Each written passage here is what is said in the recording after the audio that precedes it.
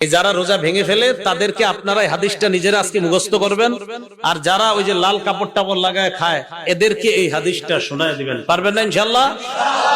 বাংলাটা মুখস্থ রাখতে পারবেন তো? বাস, শেষের অংশটা মুখস্থ রাখলেই চলবে, শুধু শেষের জায়গাটা মুখস্থ রাখলেই চলবে। আমি বলছি, মন দিয়ে শুনবেন। রাসূলুল্লাহ সাল্লাল্লাহু আলাইহি সাল্লাম বলেন, আমি ঘুমিয়ে আছি, দুই ব্যক্তি আমার কাছে আসছে।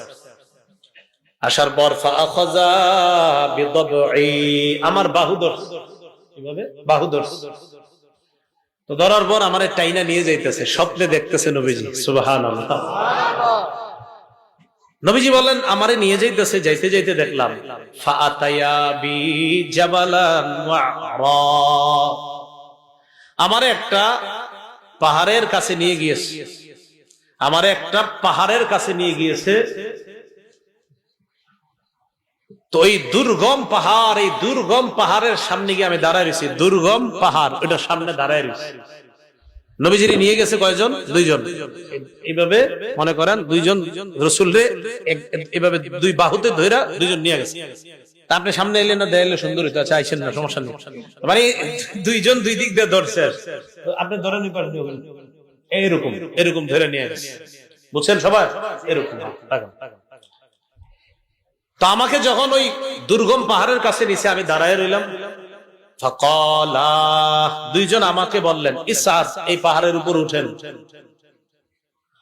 তা আমি জবাব দিলাম, লা উতিকুহু, না না আমি পারবো না, এই দুর্গম পাহাড়ে, এই পাহাড়ে কে উঠবে, আমি পারবো না। নবীজি বলেন, ওই দুইজন নবীজিকে বললেন, সানুসাহিলুহু লাকা, আপনি টেনশন করেন না, পাহাড়ে ওঠা আমরা দুইজন আপনার জন্য সহজ করে দিব।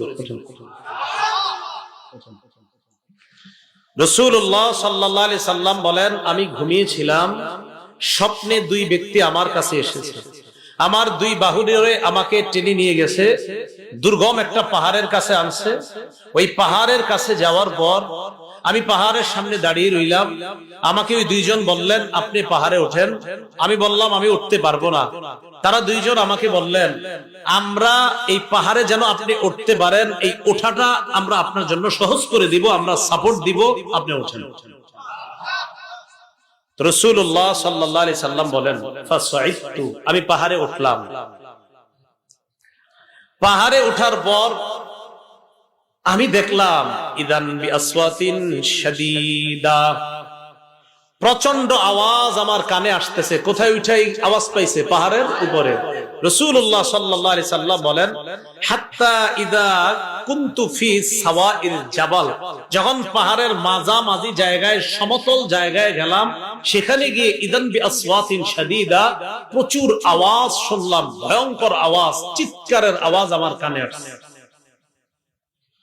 ফাকুলতু মা হাদিহিল আসওয়াত, আমি প্রশ্ন করলাম, এগুলা কিসের আওয়াজ?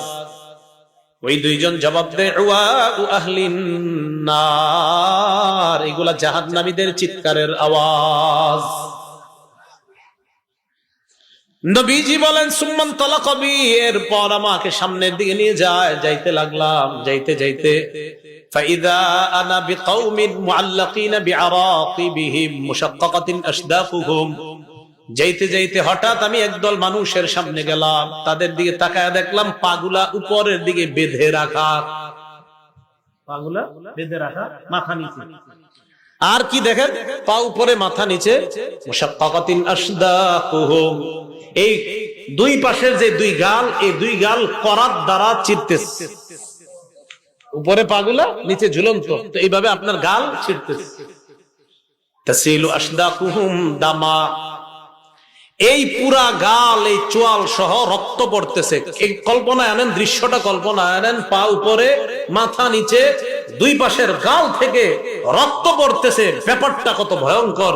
রাসূল বলেন, আমি বললাম, এগুলা কারা, কার সামনে আমি আসলাম? মান হাউলা, ফেরেশতারা জবাব দিলেন, আল্লাযীনা ইফতিরুনা ক্বাবলা তাহিল্লাতি সাওমিহিম, হুজুর এরা তারা যারা ইফতারির সময় হওয়ার আগেই ইচ্ছাকৃতভাবে রোজা ভেঙে ফেলে, এরা তারা। আর যারা রোজা রাখে না তাদের অবস্থা তো আরো ভয়ঙ্কর। রাসূল বলেন একদল হুজুর ইচ্ছাকৃতভাবে রোজার সাথে তামাশা করে, ইচ্ছা করে রাখো, মন চায় আমি রাখবো, মন চায় রাখবো না, ইচ্ছা করে যারা ভেঙে ফেলে এদের এই অবস্থা এটা চলতেই থাকবে। পাগুলা উপরের দিকে দেওয়া, মাথা নিচের দিকে দেওয়া, দুই পাশের গাল বেয়ে বেয়ে রক্ত পড়তেছে। এরা কারা? যারা ইচ্ছাকৃতভাবে রোজা ভেঙে ফেলে। তাহলে অবস্থাটা কত ভয়ঙ্কর। তো পর্দার আড়ালে যারা খায় এদেরকে একটু বলবেন সে তুঙ্গ অবস্থা কি ভয়ঙ্কর হবে, একটু চিন্তা করো। আল্লাহ কথাগুলা বুঝার তৌফিক দান করো।